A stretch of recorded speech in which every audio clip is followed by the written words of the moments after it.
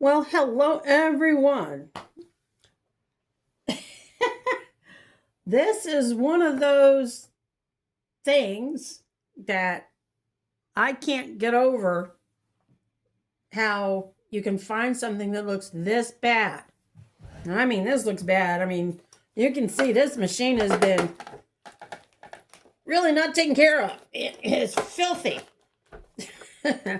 Now, I have another Singer. It's a different model. And it had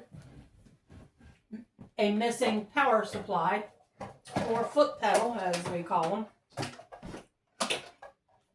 And so I had this foot pedal. I had this foot pedal here. And when I plugged it into this model sewing machine, it turned on, but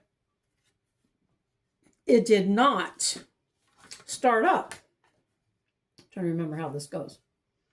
Okay, it goes like that.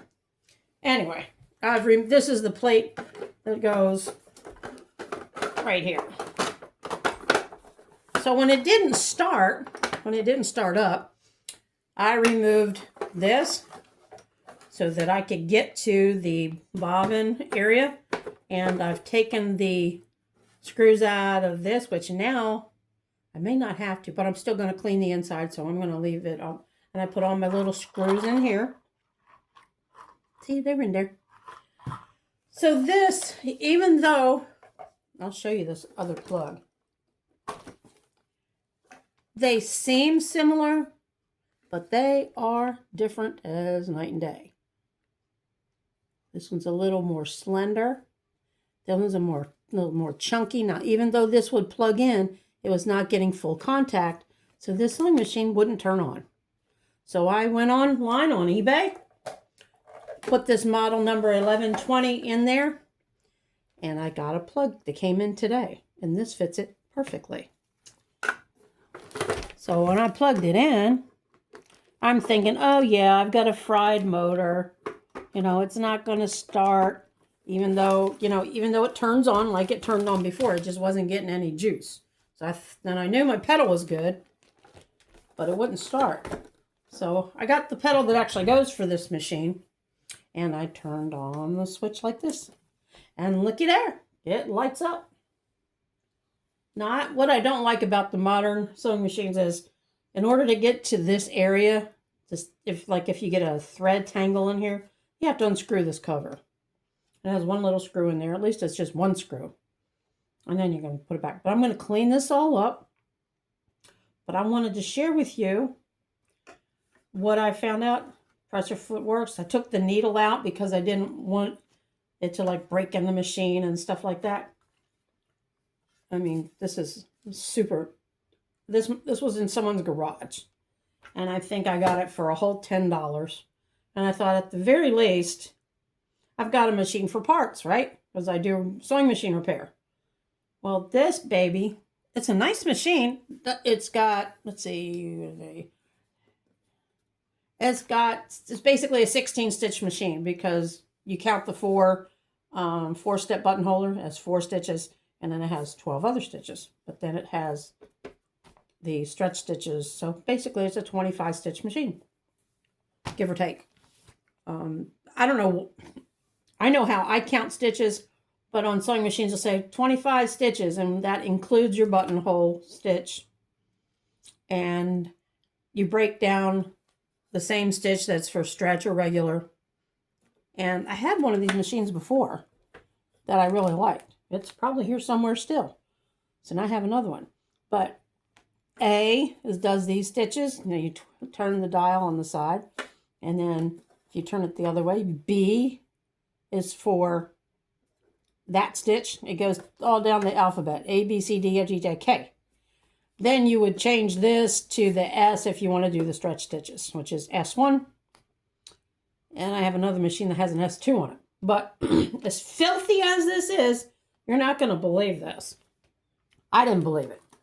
Okay, I've turned it on, right? Here's the test. Now, this is what I do with all the machines that I acquire to clean up, fix up, resell, whatever, is I want to make sure that they run on their own.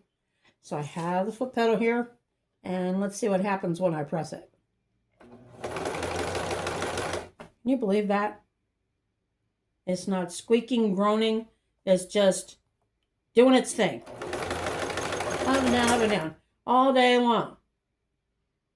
So I know that this, once it's cleaned up, it's going to be a wonderful machine. So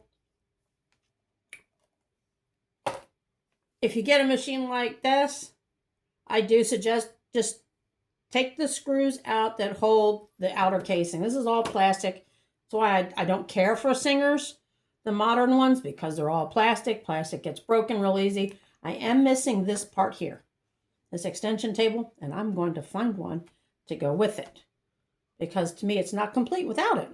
I mean, you definitely use it, you know, once it's cleaned up and ready to rock and roll. There's your trap door for your bobbin winder.